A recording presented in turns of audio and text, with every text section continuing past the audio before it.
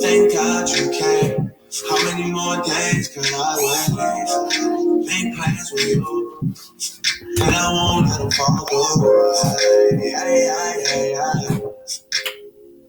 I think I lie for you. I think I die for you. Jealousy cry for you. Do things when you want me to.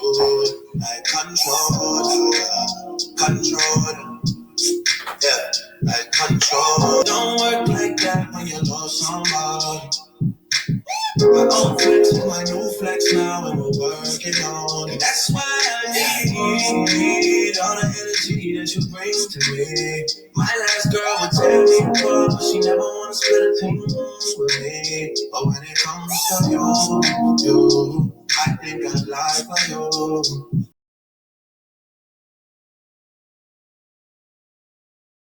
Center of the GPS, Miss Gladys West, behind the GPS. Miss Gladys West, Foundational Black America. Buried Black Queens, Dr. Gladys West, the hidden genius behind GPS.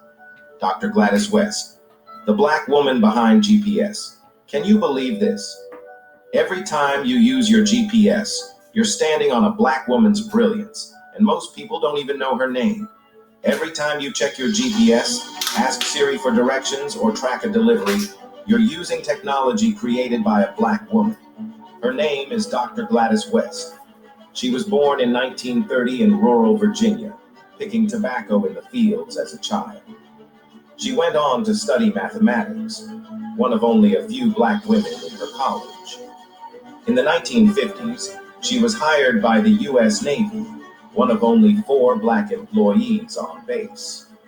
There, she worked on complex satellite data, and through relentless calculations, no fancy computers, she developed the mathematical model that became the foundation for GPS technology. Yeah, that GPS, your Uber, your Google Maps, even your AirTag, all made possible by a quiet, brilliant black woman who stayed behind the scenes.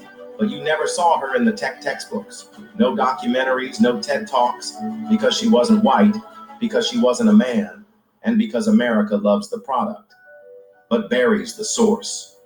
She was finally recognized by the Air Force in 2018. Let that sink in. We've been using her math for 40 years before we ever said her name. Dr. Gladys West didn't just help build technology. She mapped the entire world, and they tried to delete her from it. If Dr. West deserves a monument and not just a footnote, drop a line in the comments and remember to like, follow, and share.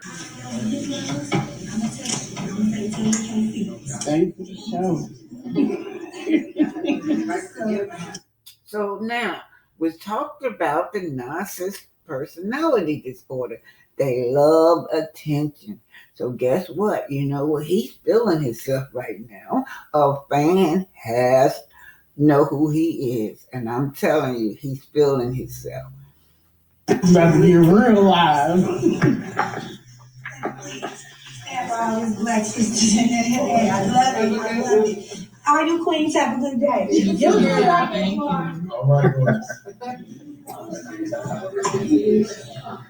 Okay, Lene's back. Lene, you there? What he say? Snow bunny never. Black queens forever. Yeah, recognized him. And then once there she is, yeah. Oh, actually, it was some people. So it was her in the pink pants and another girl that were there that recognized him. So he took pictures because this is the time you take pictures. But he's very gorgeous. Yeah, gorgeous queen. He's really in character in this. Mm-hmm. This is where we're sitting now. All these people have, they're there as witnesses or have court dates or whatever. And it was weird. This is just very weird. Just a very weird setup. Mm-hmm. The judge, I'm just going to say, I just say what I said. The judge did it. It wasn't handled like it was supposed to be handled. There's this thing when you go in, if there's information that you cannot share with the court, you don't want to share with the court, or it's probably not the best thing to share with the court. It's called a sealed request. And I asked the judge, I said, can I talk to you privately? She said, no, I can't do that. Like, you're in a DD. You guys know, I agree with Lene, because I'm going through something similar, right? So once if you say you fear for your life and you want to make a police report, and then there it is, that person, usually the stalker, is just so know all the rules and regulations, goes and requests your record from the police department, and boom, now the stalker got your address. So, they need to really, really, really have those things sealed. But I guess you got to have a lawyer for that. Like type of case. Yeah, you absolutely could. But it was just so that Umar didn't hear what I had to say. She was very loose with the information, which worried me. And then after that, I was like, yeah, I'm done with this. Like, I brought in evidence, and she's letting him go through the evidence. So my business, like my logos on, I don't want this man to have any more information than what he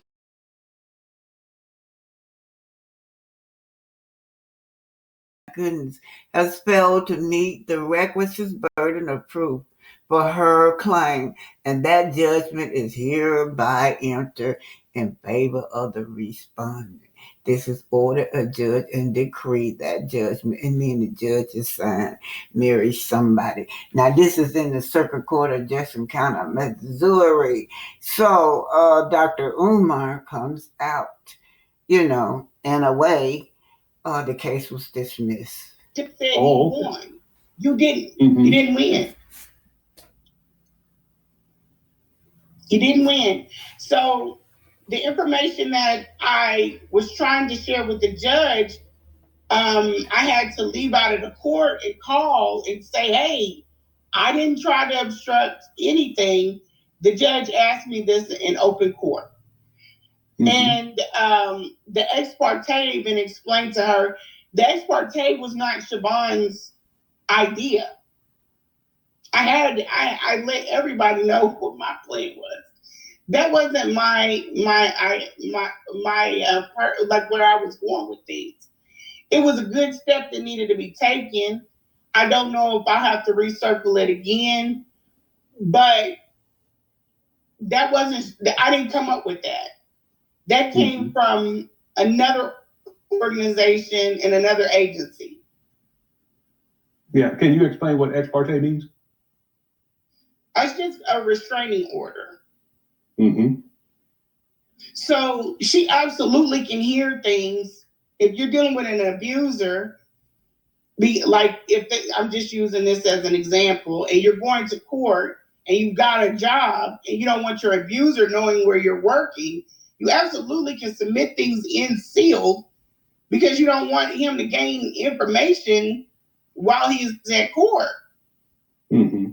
So it's very odd that she didn't want to accept anything sealed, and she didn't want to talk privately.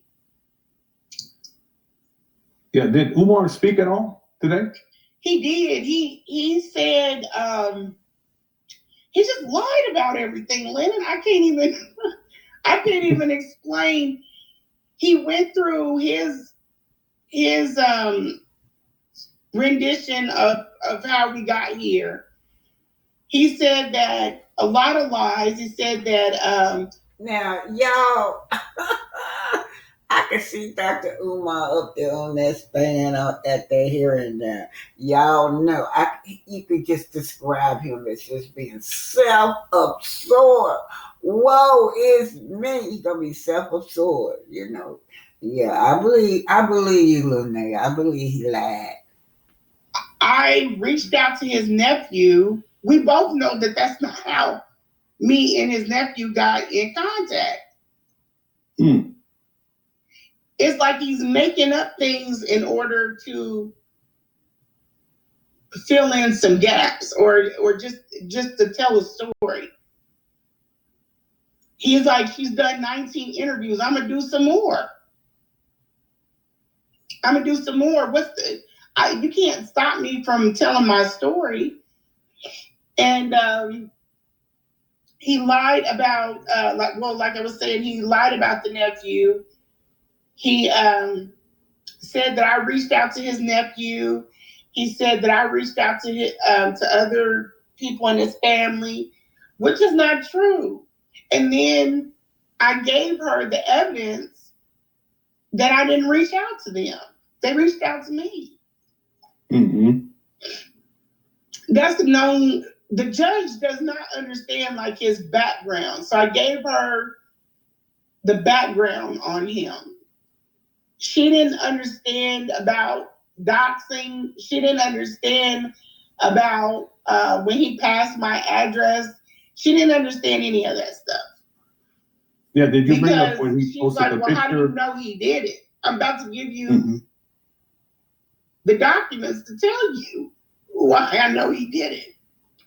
It was very devil's advocate, I guess, or she was trying to investigate how I knew these things. Okay, you guys, now I'm telling you, I'm going through a similar situation. And I like to just say with those exparte, okay, you can just online, digital now. They're online and they don't, they just push that stamp on through and push that stuff on through. And then when you get to the hearing, that's when, you find out that you that person or the judge, haven't even looked over the who'd you call the people, not the respondent, but the person that drew up that case on you. They haven't even looked at it. So I can identify with Lene. A lot of people have complained about that because somehow the stalker end up being the one stalking you with a PPO. But I was just telling her the story. It was a mess. I don't know if it's because of his position. Like she's thinking he's a doctor, so he's he's under like he has like, I'm just so lost for words. It's almost like she thought that he's a regular acting doctor. Mm-hmm. He's not a regular acting doctor at all. Yeah, someone had asked, was the judge a black woman? No. And you got to understand, this is Kansas City. Now, Brother Omar Johnson loved that. They thought he was a regular doctor. Don't forget now, a narcissist has an exaggerated sense of self-importance. And this is what we're dealing with, allegedly, with Dr. Umar Johnson. So this is not something that they're used to dealing with.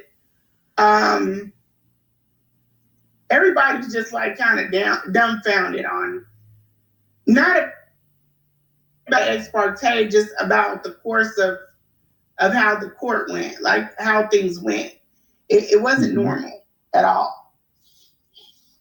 Yeah, so Umar spoke today and you spoke as well? Yes.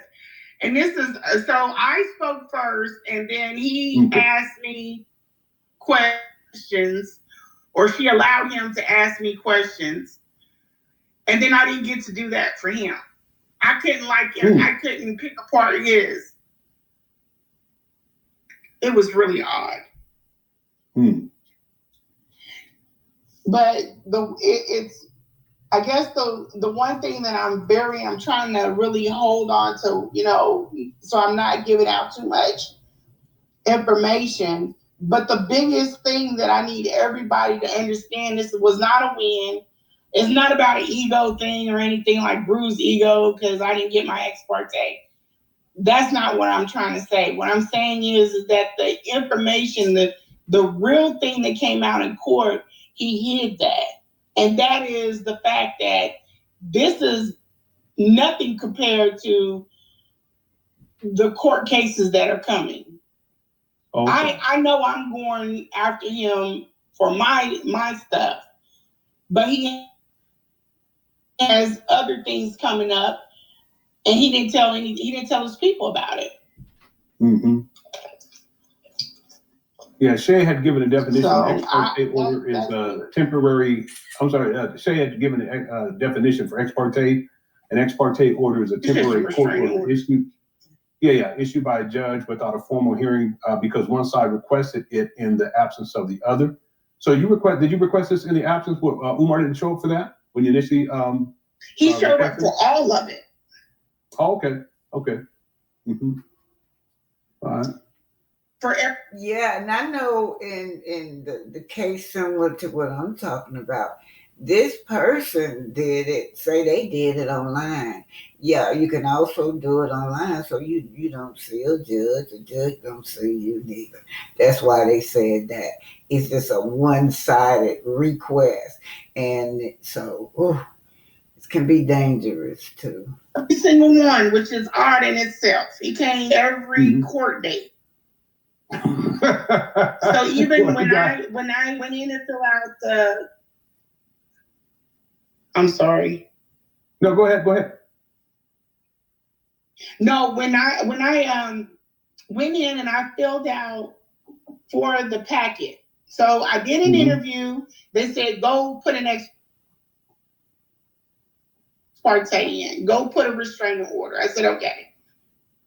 The packet. I didn't have the devices on me because one is from my AirPad, but I had my phone. And I told the lady.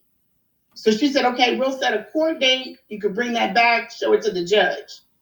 At the court date, I show up, lo and behold, he's here in Kansas City. He didn't post, he didn't tell us following anything. He just shows up and he's here. We go into court, he contests. I want to contest it. And then turns around and says that I'm doing the same thing to him. I'm harassing him. I do not call Umar. I don't even have people reach out to Umar by proxy. I don't go on his page. I don't need to. Anything that he does, people send me in the DM. So he contested. She doesn't say, well, let me see what your proof is. She just says, okay, we're going to trial. So she knows this is where we're hung up at. She doesn't know what he's done. Exactly. Oh my God. Exactly. Yes. Don't know nothing, y'all.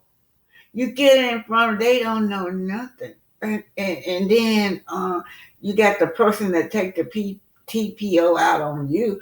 Oh, they're boasting about how they got this TPO in on you and how important they was, and all of a sudden you don't even know this person. You don't even know what they're talking about. Hell, you got a TPO out on me. I don't know you. That's what they call cyber stalking. And anyway, let's keep it going, y'all. Don't know nothing. That person in charge don't know nothing. So how are you gonna review my case and you don't know nothing? How did this person get a TPO and you haven't even looked at the case? You don't know nothing. Just pushed it on through. She just automatically is like, okay, we're going to trial.